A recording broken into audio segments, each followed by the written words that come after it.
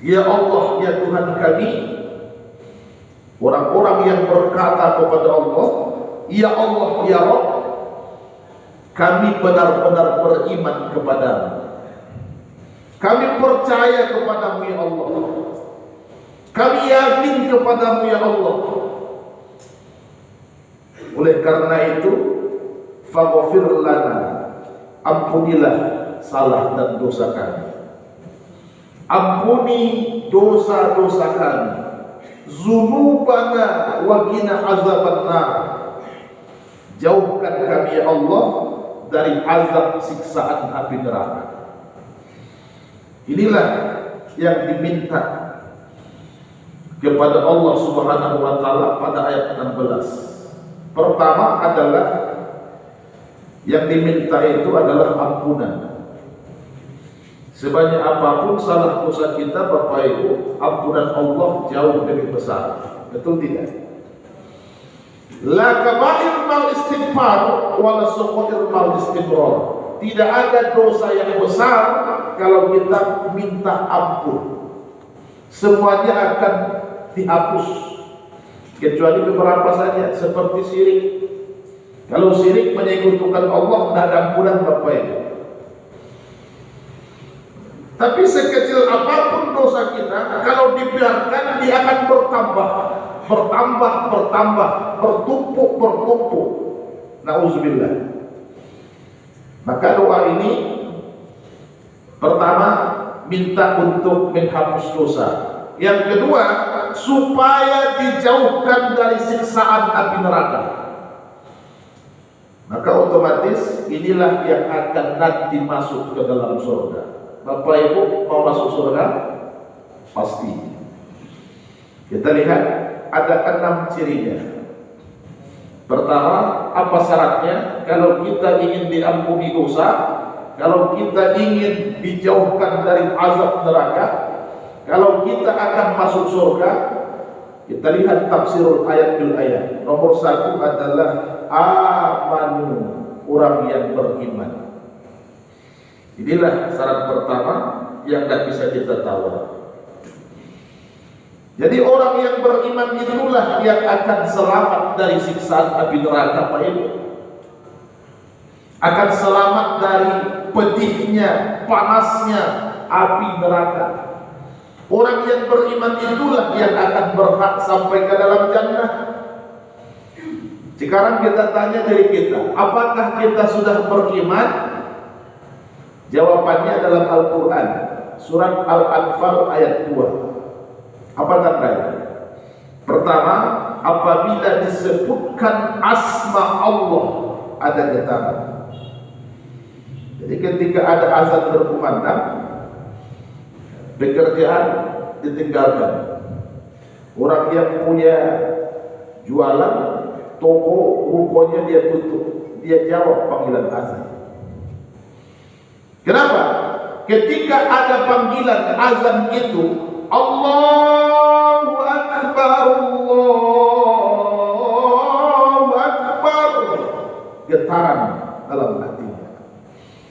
Satu, tanda iman. Yang kedua, tanda iman itu masih ada pada diri kita, Bapak Ibu, adalah apabila dibacakan Al-Quran, dilantunkan kalam ilahi, bertambah iman mereka. Jadi Bapak Ibu, inilah pertanda iman masih ada di dalam hati kita. Disebutkan asma Allah, disebutkan nama Allah, bergetar hatinya. Dibacakan Quran, bertambah keyakinannya. Ini sudah persyaratan mutlak dalam Quran. Tapi Nabi SAW 14 abad yang lalu, Bapak Ibu, memberikan gambaran begini.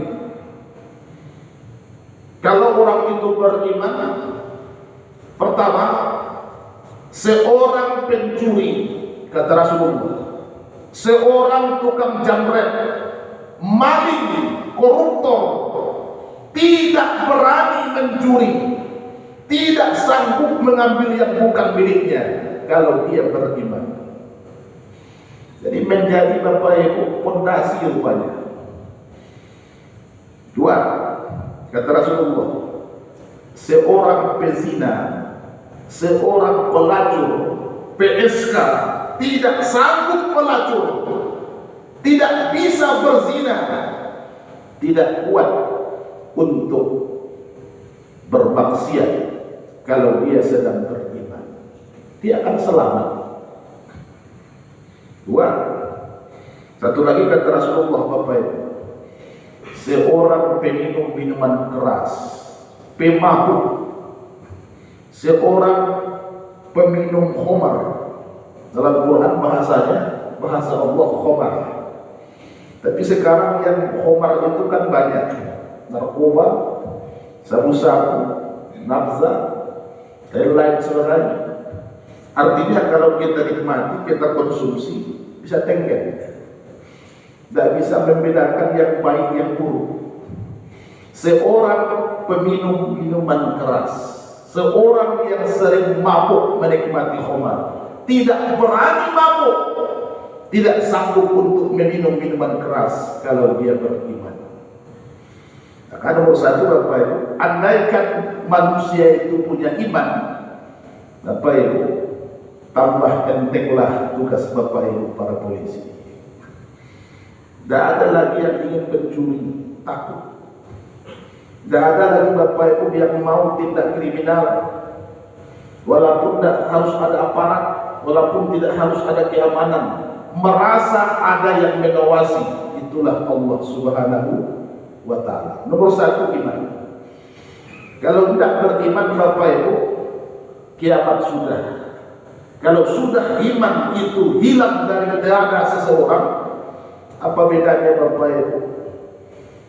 Seperti yang kasus 8 September yang lalu di Kayu Tangan, berlaku pemerkosaan itu oleh Indra yang memukul kepala korban almarhumah Mia, memperkosanya, menyeretnya dari bukit ke lembah, membenamnya di air, menghanyutkannya di sungai.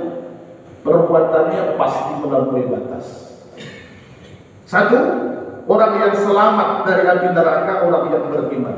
Orang yang akan masuk ke dalam surga, orang yang mempunyai iman. Satu. Yang kedua, Bapak Ibu, adalah as-sabirin. Lanjutan ayat. Orang yang bersabar. Jadi kesabaran itu penting. Kita kadang-kadang Bapak Ibu muncul kata sabar ketika ada dapat musibah, barulah keluar kata sabar. Pak, sabar Pak. Kata orang yang datang melayat, Ibu sabar Bu, ini musibah. Ada orang kehilangan orang tua, kematian anak, meninggal istri, meninggal suami. Sabar Bu ya, ini musibah. Baru kata sabar itu keluar. Padahal Bapak Ibu, sabar pertama bukan musibah. Imam Al-Ghazali mengatakan sabar itu dibagi ke dalam 3. Pertama, sabarmu dalam ibadah. Sudahkah kita bisa sabar? Contoh kalau puasa Bapak Ibu, ada orang puasa, sama-sama makan sahur, sama-sama menunggu waktu berbuka. Tidak lewat air, tidak minum, tidak masuk makanan, puasa otomatis tidak batal, kan begitu. Tapi ada orang satu, dia bersabar ketika berpuasa, yang satu dia tidak sabar. Apa bedanya? Ada orang berkata kotor ketika berpuasa, puasanya tidak batal. Ada orang marah-marah, kata orang Minangkabau, marabu, pirang, bacawik-cawik, puasanya tidak batal, tapi pahalanya akan hilang. Kenapa? Tidak sabar. Sabar pertama, sabarlah dalam ibadah. Yang kedua, kata Imam Al-Ghazali, sabar menghadapi masalah. Tiap kita pasti punya masalah. Kalau Bapak Ibu bahkan tugasnya menyelesaikan masalah, harus bersabar.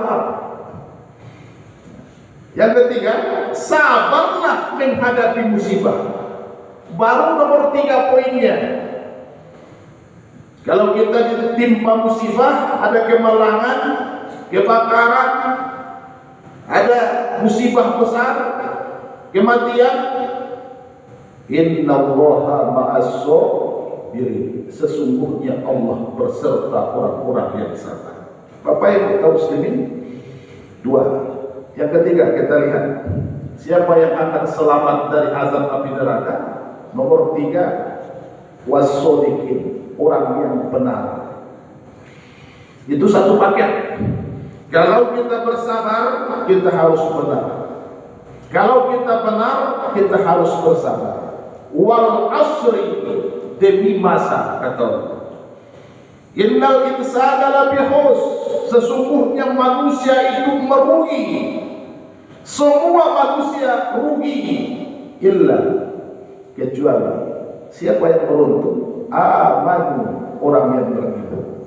Siapa lagi yang beruntung? Wa amilus sholihat, orang yang mempunyai amal soleh. Siapa lagi yang beruntung? Wa tawassaw bil haqqi wa tawassaw bis sabri, orang yang sabar dalam kebenaran, orang yang mengingatkan seseorang dalam kebenaran, kemudian orang yang mengingatkan orang dalam kesabaran. Artinya Bapak Ibu, kalau kita benar, kita harus bersabar. Kalau kita sabar, kita harus benar. Yang ketiga, Bapak Ibu, as-shodiqin, orang yang benar. Tidak mungkin sampai ke dalam jannah orang pembohong. Tidak mungkin sampai ke dalam surga orang penipu. Tidak mungkin itu. 3. Yang keempat, siapa lagi? Wal qanitin, orang yang patuh, orang yang taat, orang yang disiplin, orang yang lembut hatinya, mau melaksanakan perintah. Maka kita dalam 7 hari, hitungannya dari hari Ahad, Bapak Ibu. Dalam Islam itu Ahad, bukan Minggu. Ahad, Senin, Selasa, Rabu, Kamis, Jumat, Sabtu. 7 hari dalam satu pekan. Mana yang hari yang paling bagus di situ? Hari Jumat. Yang paling mulia mana? Sayyidul al-ayyam, puncak seluruh hari-hari Jumat. Besok khatib di atas mimbar di Masjid Ar-Rahman Polda Sumber atau di masjid yang lain, Masjid Sahara di belakang, Masjidil Haram di Tanah Suci. Seluruh khatib menyampaikan wasiat takwa. Ya ayyuhalladzina amanu taqullaha haqqa tuqatih wa la tamutunna illa wa antum muslimun. Bertakwalah kepada Allah, takutlah kepada Allah, laksanakan perintah, tinggalkan larangan. Jangan sekali-kali meninggal dunia sebelum Islam. Jangan tinggalkan dunia, kata Allah, sebelum berserah diri. Jangan meninggal dunia, jangan mati sebelum muslim, kata Allah. Bapak Ibu, peringatan bertakwa. 4. Yang kelima, 2 lagi Bapak Ibu. Apa yang kelima?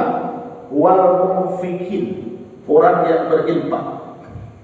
Infak, sedekah, derma bisa Bapak Ibu memasukkan kita ke surga. Mana ayatnya Ustaz? Ali Imran 133. Wasari'u ila maghfiratin min rabbikum wa jannatin arduha as-samawati wal ardh uiddat lil muttaqin. Bersegeralah, berlombalah untuk mendapat maghfirah, ampunan Allah, dan juga mendapatkan surga minas samai wal ardi, yang luasnya seluas langit dan bumi. Itu disediakan kepada orang yang bertakwa. Apa syaratnya?